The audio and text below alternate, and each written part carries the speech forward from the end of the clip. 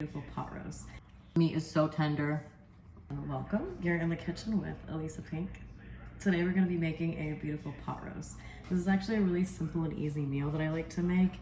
It's something that you can kind of make and set aside and then have in a couple of hours. If you want, you can do this in a crock pot. I actually prefer to do this one on the stove just because I actually want to sear my meat and I feel like that gets really good flavor.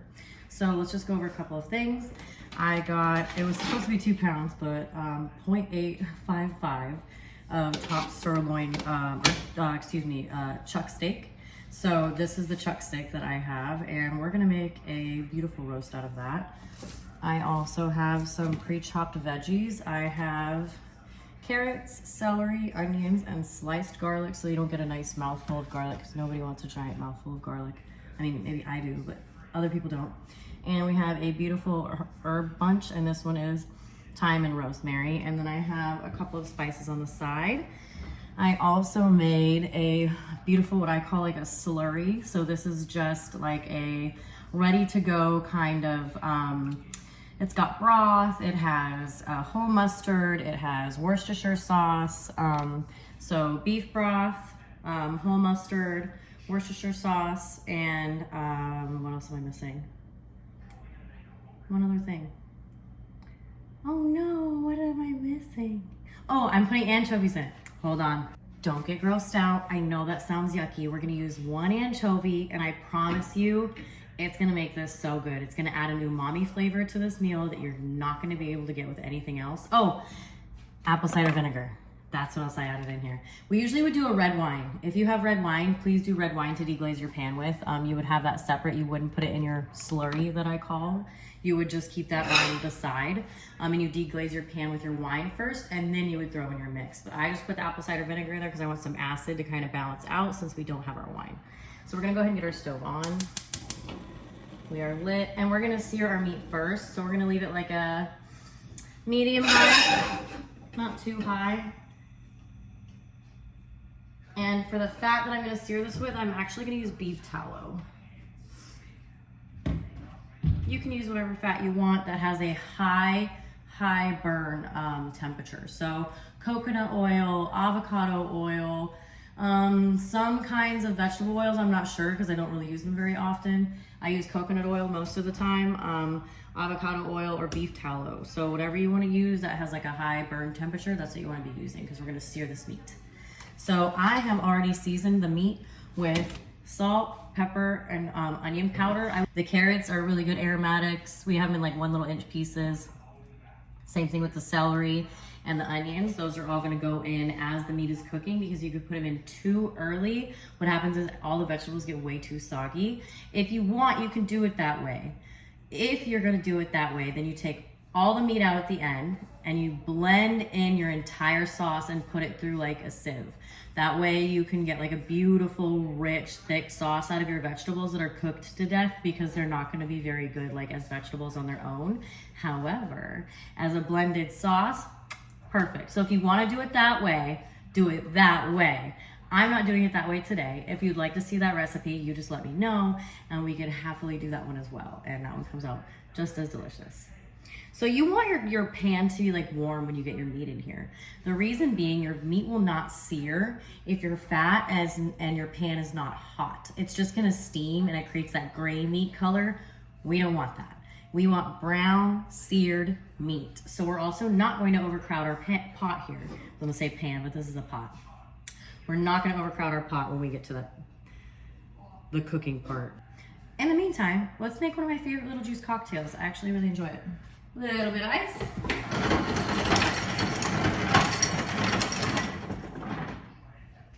Not too much because I don't like too much ice. A little bit of beet juice. Really good for circulation in your heart. And for me, iron, because I need iron. Pomegranate juice. Really high in antioxidants. I always need antioxidants.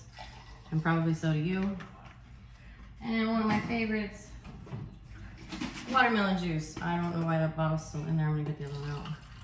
That's actually perfect. Watermelon juice. It's bright red. It's beautiful and it tastes delicious and it's so good for you. If you're gonna have a drink, have it be functional and make it good for you. Okay. Okay, this is a dangerous combo. I'm playing a dangerous game. What am I doing with this white shirt and making brown sauce and a red drink? I'd say I'm a gambling woman, but I'm not. I don't gamble. I'm not against it, just never done it. All right. Almost hot enough. We're almost there. You don't want to throw in your fat too early, whatever fat you're using. The reason being, you can actually burn your fat before you get your meat in there, and that's going to taste terrible. Don't do that. It's like a very rancid taste. Oh, quick tip. So for my little herb bundle, I actually tie it together with thyme. Sometimes I don't have those little herb ties or little herb bags or things for my little stocks and pots and stuff. So if you don't, I just tie them together with thyme. And if they happen to fall apart, you have to fish them out. Oh well, does it suck? A little bit, but you know what? I try to solve the problem that way. And it's actually so funny because it is like midsummer right now. Do I need to be making pot roast? Absolutely not. But your girl woke up craving it and meat was on sale. So here we are. I am making a beautiful pot roast today. That is the mission. Ooh, I think we're just about there. So I am not touching the pan. Let me clarify, because from that angle, it doesn't look great. I am not touching the pan. I am just going near the inside of the bottom to see if it's the temperature that I want, because that's how I can tell if my pan is ready for me to put my meat in. It should feel nice and hot at the bottom. There it goes. That's that familiar temperature I'm looking for. Okay, and I'm gonna take a nice big spoonful of my beef tallow here and put it right in. And if you need more, you can use more in a little bit. Get that to spread around. See how we're smoking already? Let's go ahead and vent fan just a little bit. And get some meat in. Now you're gonna do these like 1 inch apart.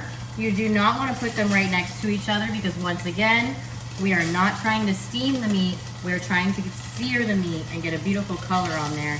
And you can't sear it if they're all way too close. They will just steam and they'll turn gray. And that's not what we're looking for. So wait for those to get a nice, beautiful golden color. It's usually gonna happen in like 1.5 minutes to 2 minutes. So just be patient. Your meat will lift off of the pan when the protein has cooked. It won't lift up if you're trying to mess with it too early. So don't mess with your meat while it's cooking. Just leave it alone for a little bit. We also didn't want to put a lot of spices because this pan is getting really, really hot right now. We do not want to like burn anything in this pan. We're just trying to sear the meat. So that's why we kept the spices very simple. You can add more if you want. Add some paprika in there. Add a little bit of chipotle if you want to have like a little more chipotle flavor for your pot roast. I've done that a couple of times. And add like a lot more onion or maybe bell pepper in there instead of celery. That comes out delicious. Do a couple of twists on it if you want. Okay, that's been enough time. So that, look at how pretty our meat is. That's beautiful. Flip it over. Beautiful colors. Oh my gosh. And you want to cook both sides. If you can cook all 4, that's great. If you can only cook 2 of this is fine. The color on this is just gorgeous. We have a beautiful sear on there. Lovely. Oops, that guy flipped right all the way back over. There we go. Let me get a plate for these to set them on when they're done cooking. My mouth was not letting that leave. Hold on. That's what I need, ladies and gentlemen. Let the other side cook and get a beautiful sear on the other side. And this is gonna create a really, really nice flavor that you can't get if you just put raw meat into the pot. Sometimes I'm just gonna throw it in the crock pot and go, but I always like it better when I do this because the flavor comes out so much better.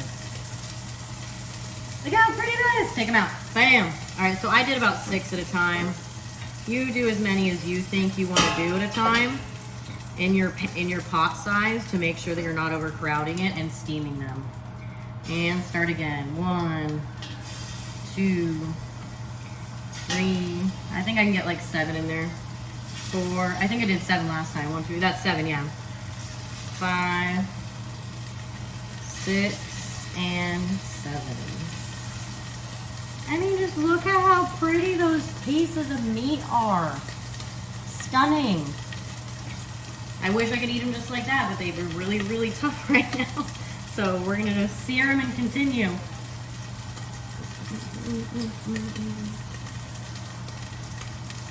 And you're just gonna continue the process until your meat's all done. That's it. So if you had like 2 pounds of meat versus the 0.855 that I have right now, then you would have a lot more meat to go, and that takes a lot longer, but it's worth it. I promise. So when we're done, this is gonna be the best time to put like your developing seasonings in there. So let's say you're gonna put like a cumin in there. You wanted to go a little bit more of like that warm spice in there, like some cumin cinnamon kind of vibe, maybe some cardamom, something like that in there. You're gonna do it then. So that's when we're gonna put our paprika in. As soon as we're done frying our meat, we're gonna deglaze the pan with our little bit of, I'm gonna throw just a few onions in there just to get it deglazed with our paprika, and we're gonna let those spices develop in a nice fat, and that's gonna smell really good. When you toast your spices, it's gonna come out way better. Not your herbs, your spices, certain ones. All right, flip your meat. Beautiful color. Oh my God, they're stunning. Stunning little pieces of meat, and it's gonna make a beautiful pot roast. This is like one of those meals that I like making for people because it's such a comfort food that when you make it for them, it's like being hugged by your grandma, you know? And I miss my grandma, and she used to make pot roast, so we're making pot roast.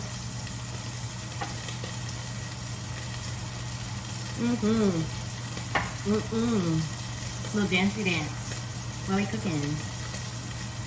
I think I can turn off the vent now, and you guys can hear me better. That's better, huh? Sorry, it got a little smoky in here, and your girl had to make sure to turn on the fire alarm in the kitchen. I may have done that before.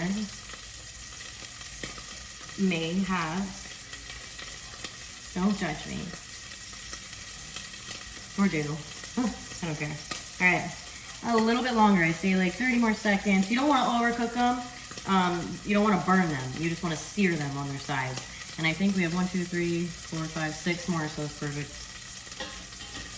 Beautiful. And take them out. Beautiful little pieces of meat. Sorry, you guys are gonna have to deal with me singing terrible tunes that are really off key if you're gonna be in the kitchen with me. You're in my kitchen, I'm sorry. All right, let's sear these last few bad boys. We have 6 to go.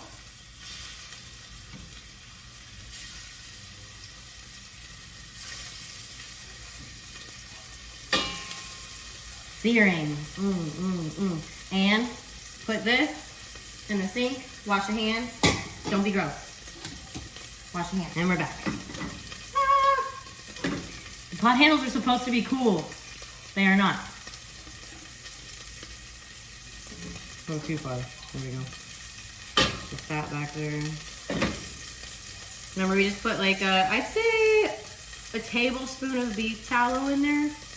Yeah, right around a tablespoon of beef tallow. You can use whatever high temperature fat you would like to. Look at these beautiful little pieces of meat though.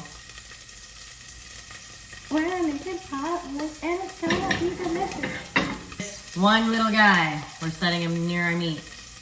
We're gonna break him up in the bottom with our garlic and stuff. Or, well, maybe not the garlic. Maybe some of the garlic will we deglaze. But with our onions and our spices, it's gonna be delicious. I can't lick my fingers after that for some reason. No, I can't. No, wash your hands. I was tempted. All right, flip your meat. Oh, that's a beautiful color. Oh yeah. Beautiful pot roast. All right, we're searing, we're cooking, we're making a delicious pot roast. Get the meats back a little bit. You guys are almost done searing. Almost. So, we're ready to go. Beautiful. Get those bad boys out. Okay. Beautiful color on that. Now, we're just gonna grab a little bit of onions, not too much, like 2 little inch grabs here. Break them up as you get them in because we're gonna need to deglaze the pan with these vegetables a little bit. Not too much because these are gonna cook into the sauce pretty much, you know, and turn into nothing. You wanna keep some of the onions, the other onions' integrity. So we're gonna throw these in there. We're gonna throw in, I would say about like a teaspoon of paprika, half a teaspoon or so. That's gonna give us really beautiful flavor. And the fat's gonna mix with that and develop that paprika into a really nice flavor. Let's grab our anchovy. We're gonna break him up in there. Now remember, he's gonna mush up into literally nothing. We're gonna turn this down just a little bit. Beautiful. Slurry time. This is probably best done right now with a wooden spoon, so we might switch to that. But slurry, so nothing burns. And you might need more liquid, so reserve that to the side because you might need more water. You can add water or more beef stock, whatever you prefer. Get all of the little roasty bits from the meat off of the bottom. Okay. I'm gonna switch to a wooden spoon and set these aside because I will still need these to move the meat around. So as soon as this comes back to a simmer, we're gonna get our meat in there. I could have thrown a little bit of our sliced garlic in there, but I was actually really concerned about the high temperature. The onions can withstand that without burning. The garlic cannot. If you burn garlic, it basically makes your whole meal very rancid. So don't burn garlic. It'll ruin your meal. Okay, we are at a simmer, so now we're going to get our meat back in there. So as you can see, let me actually show you. So we have a sear on both sides, but the middle is still very raw. So this still has a lot of cooking to do. This is gonna toughen up first in the pot, and then it will get soft. So we still have a while. I'm actually doing this in between. I'm gonna make mashed potatoes with this.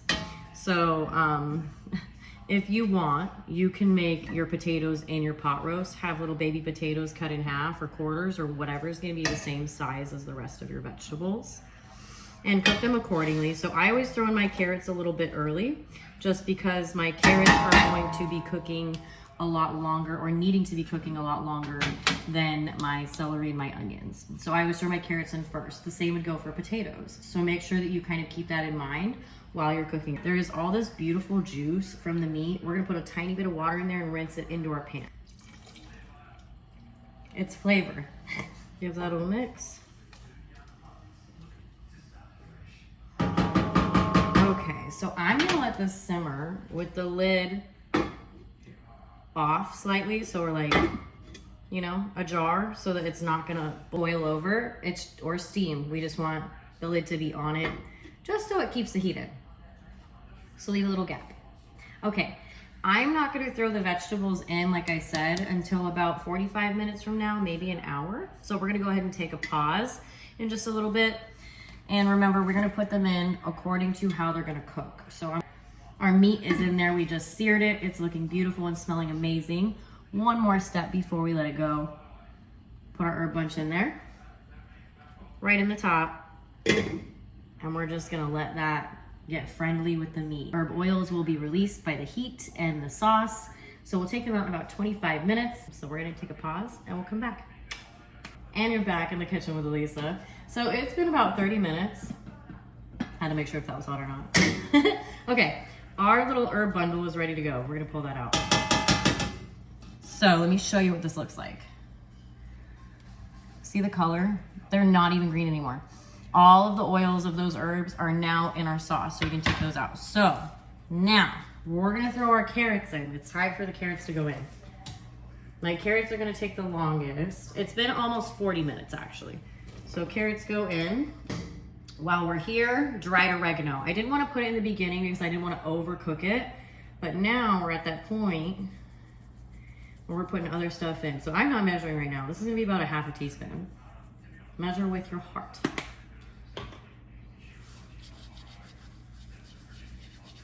Crush up your herbs as you put them in and it wakes up the oils back in them. Smells amazing. Okay, so now we have about a half a teaspoon of ground oregano dried in there. Oregano is gonna add a beautiful flavor with the meat. The thyme is already in there, and the rosemary, you can smell that in there. You can smell a little bit of Worcestershire coming through. You can smell a little bit of the mustard coming through. The onions are starting to soften that I threw in there earlier. We're gonna let this simmer, like I said, for like another 10 minutes or so, and then we're gonna throw in our other vegetables and we're gonna let that cook, and we're gonna let our meat get nice and soft and tender. Your sauce at the end of this might be thick enough. It's probably gonna be a little soupier versus thick. So if you like it soupy, there is no need to add like your flour water slurry. If you want, you can also do a cornstarch slurry. It just depends on what you have. If you are gluten-free, absolutely 100% do the cornstarch slurry.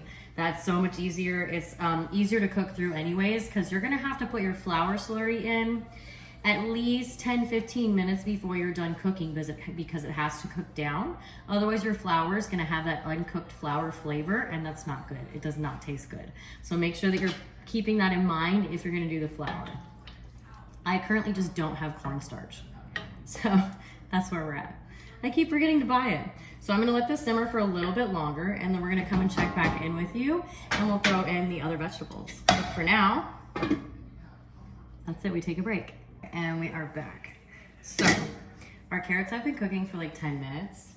Now it's time to go ahead and throw in our other ingredients. I was gonna wait to put in my garlic, but I think we're ready.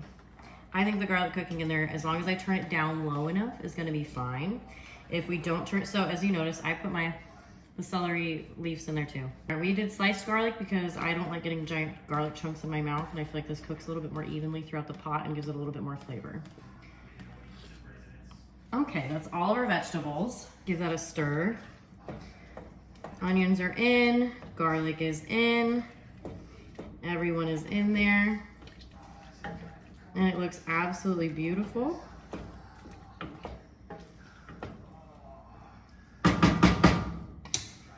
See if I can't give you a little peek. Hold on, let's do this safely. I might not be able to tip it at you, let's find out. Look at how pretty that is. You can't see the liquid because it all was spilled forward, but all right. So we have our celery in there, our garlic is in there, our carrots is in there, our onions are in there, our meat is in there. We have our beautiful slurry that we made. We need a little more liquid because I'm seeing that the vegetables, it's not all being covered. So I'm gonna add a little bit more into our cup. That's why I saved it. Get the rest of the flavor out of the bottom of that cup because there's just a little bit of flavor left. Okay, I would say this is about a half a cup of liquid. And you're gonna keep this because you might need to add a little bit more in later. So we're gonna keep that. Give that a nice mix. This smells amazing, by the way. The herbs smell fantastic. The onions are now gonna start cooking with the carrots and everything, and it's gonna start smelling amazing in the house. All right, so now I just have to kind of let this cook on very low temperature. As you can see, can you see it? No.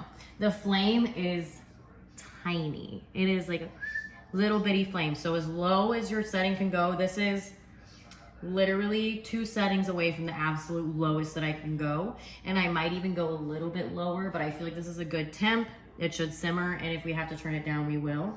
But keep it on a nice low simmer. I'm gonna say the meat's pretty tough still. Let me give it a little poke here. Yeah, I would say like another 45 minutes. We're gonna check it and see if it's ready to go, and then we'll give it a taste test. Okay, we'll be back then. Welcome back. So this has been cooking for at least another hour. The carrots and everything, the onions, the meat, all of it smells amazing. I'm gonna try to get a bite of a little bit of everything. I'm probably gonna fail at that, but we'll see. That's onions. I need a piece of celery on there. Little biscuit. I actually have a piece of everybody right now. Okay, so we're gonna taste test, see if we need salt first. Because I used beef stock, it already had salt in it. I did add a bunch of salt. Oh, it's so hot, hold on. Don't burn your mouth. You'll be able to taste the rest of your meal. Celery's almost done, which means the carrots should be almost done. No, celery's done. Everybody's done. That was just a tougher piece of celery. Carrots are done. That's perfect. I like this big bite of meat. Hold on.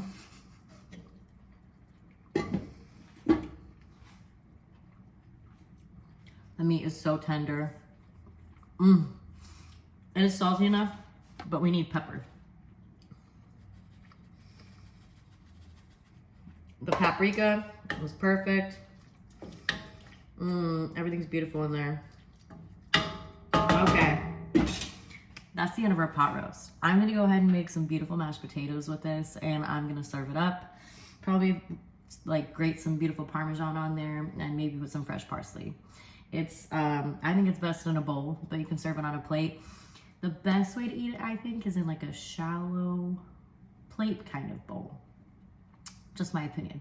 This is my pot roast. It's delicious. I hope you enjoy it. There's all different kinds of variations that you can do with this. So let me know if you guys want any other recipes on this one, or if you want my mashed potatoes recipe. It's, I think, top notch. I'm a little biased, but it's delicious. I'm gonna go and make those mashed potatoes and I'm gonna serve this up. I'm super excited to eat this, and I'm glad you guys stayed with me through this recipe, and I hope you try it. Thanks for being in the kitchen with me.